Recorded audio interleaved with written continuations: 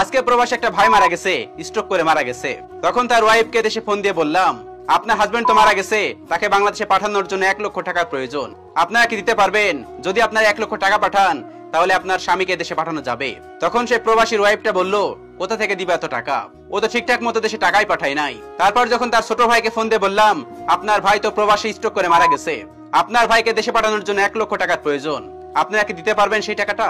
তখন সে ছোট ভাইটা বলল, এত টাকা কোথা থেকে পাঠাবো, বাড়িতে তো অনেক ঋণ, ভাই তো সেই পরিমাণ টাকা দেশে দেয় নাই, আমরা তো এত টাকা দিতে পারবো না। তখন প্রবাসীর বড় ভাইকে ফোন দিয়ে বললাম, আপনার ছোট ভাই তো প্রবাসী স্ট্রোক করে মারা গেছে, আপনার ভাইয়ের লাশটা দেশে পাঠানোর জন্য 1 লক্ষ টাকার প্রয়োজন, আপনারা কি দিতে পারবেন সেই টাকাটা? তখন সেই ভাইটা উত্তর দিল, কত মানুষ তো প্রবাসী দাফন হচ্ছে, এত টাকা দিয়ে দেশে পাঠানোর কি দরকার, আমরা এত টাকা ম্যানেজ করে দিতে পারবো না। ও যে পরিমাণ টাকা দিয়ে প্রবাসে গেছে সেই টাকা তো দেশে পাঠাতে পারে নাই। সেই বড় ভাইটাও টাকা দিতে রাজি হলো না। তখন সেই ফোনটা তার মাকে দিয়ে বললাম আপনার মার কাছে ফোনটা একটু দেন।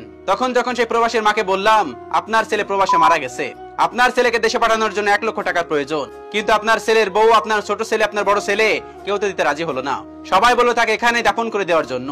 তখন সেই পাগল মাটা বলল, বাবা প্রয়োজনে আমার জমি ঘর বাড়ি সব বিক্রি করে দিব, তবু আপনার আমার ছেলের লাশটা দেশে পাঠানোর ব্যবস্থা করেন, আমার ছেলেকে শেষ দেখার মতো একটু ব্যবস্থা করে দেন। তখন সেই মা বলল, আমার যা কিছু আছে সবকিছু আমি বিক্রি করে দিব, তবু আমার সন্তানকে দেশে পাঠান। আসলে সবাই স্বার্থপর, সময় ফুরিয়ে গেলে সবাই বদলে যায়। এটাই তার প্রমাণ যে প্রবাসী ভাইটা মারা গেল, বউ নিতে রাজি হলো না, ছোট ভাই নিতে রাজি হলো না, বড় ভাই নিতে রাজি হলো না, কেউ রাজি হলো না। সবাই বললো এই দেশে নাকি অনেক দাফন দিয়ে দিতেছে, এখানে দাফন দিয়ে দেওয়ার জন্য। তাদের কাছে ওই 1 লক্ষ টাকা অনেক বেশি মূল্য, তাদের ভাইয়ের কোনো মূল্য নেই তাদের কাছে। যতদিন পর্যন্ত দিতে পারছে ততদিন পর্যন্ত ভালো, মায়ের তুলনায় আসলে কেউ যাইতে পারবে না। মা পাগলের মতো বলছে, বাবা যেভাবে হোক আমার ছেলের লাশটা দেশে পাঠান। সময় ফুরিয়ে গেলে যে কাছের মানুষগুলো বদলে যায় তার প্রমাণ আবারও হয়ে গেল। মা ছাড়াই দুনিয়াতে আসলে কেউ আপন না। আসলে মাই বোঝে একমাত্র তার ছেলের মর্ম। মাকে ছেলেরা কিছু দিক বা না দিক, আসলে প্রত্যেকটা মাই তার ছেলেকে অনেক বেশি ভালোবাসে, তার নিজের সন্তানকে অনেক বেশি ভালোবাসে। আমি যখন এই লেখাটি পড়ছিলাম তখন আমার অনেক বেশি খারাপ লাগছিল, তাই আমি ভাবলাম এটা আপনাদের সাথে শেয়ার করা দরকার, কারণ এটাই তো আজকে আমাদের সমাজ, এটাই তো আজকের বাস্তবতা। দিতে পারলে সবাই ভালো, দিতে না পারলে আপনার আশেপাশে কাউকে পাবেন না, কাউকে না। আপনার মা একমাত্র সেই বৃদ্ধ মহিলাটি আছে আপনার পাশে। আপনি একটু অসুস্থ হয়ে দেখেন, সেই বৃদ্ধ মহিলাটি লাঠি নিয়ে খুঁট করে আপনার পাশে এসে দাঁড়াবে, আর কাউকে পাবেন না। এটাই বাস্তবতা, এটাই রিয়েলিটি। ভিডিওর ভিতরে থাকা কোনো কথাই যদি কারো খারাপ লাগে ক্ষমা সুন্দর দৃষ্টিতে দেখবেন।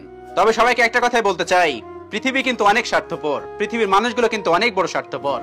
আজকে আপনি দিতে পারলে সবাই ভালো, আজকে আপনি টাকার মেশিনটা সচ্ছল আছেন, সবাই কিন্তু আপনাকে দেখবে, আপনার সাথে কথা শুনবে, আপনার কথাই সবাই মনোযোগ দিবে।